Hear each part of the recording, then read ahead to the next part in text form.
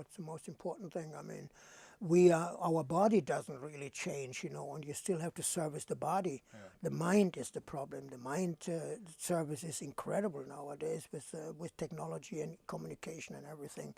And poor countries jump over the whole structure that leads to wireless communication, and that is amazing that in the middle of nowhere they have no money, they have a mobile phone, for example, but wealth is more concentrated in a few hands, which is not a good thing, I think. But the computer or the automation makes production cheap for most things, and but So you see people in Africa with mobile telephones. Everybody has mobile telephone with no food, no yeah. conditions.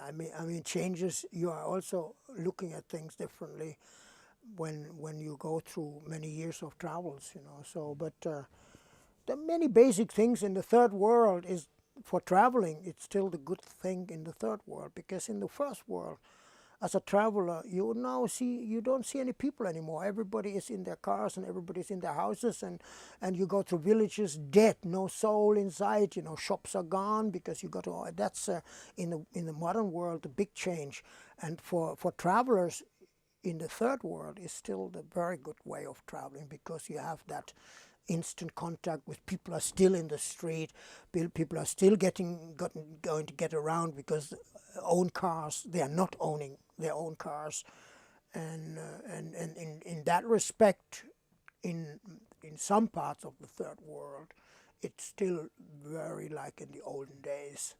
But in Asia, it's changing rapidly. Like China is like, when I was there, 88 till 92,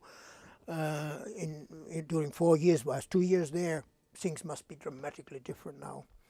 And big changes, of course, is where the motorized vehicle and things are now available financially, but structurally or how do you call it, street-wise and building-wise of houses and things, it's not made that way, and it's awful in big cities in the third world where pollution, and I mean and they have the worst cars and the worst, like Vespa one day has sold all their stuff to India, to a place called Indore. You don't want to go there anymore, because there has a two-stroke, and it's that little engine.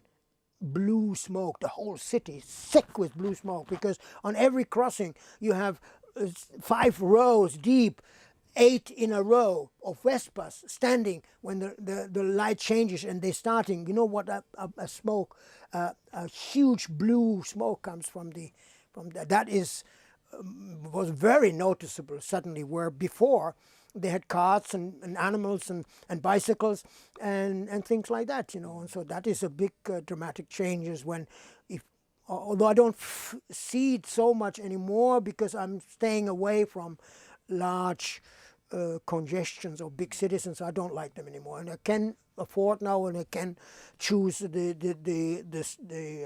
lonelier part of the countries, so. What about the trips? Maybe I've forgotten the most important things of changes. I don't know, but I can't think of it right now.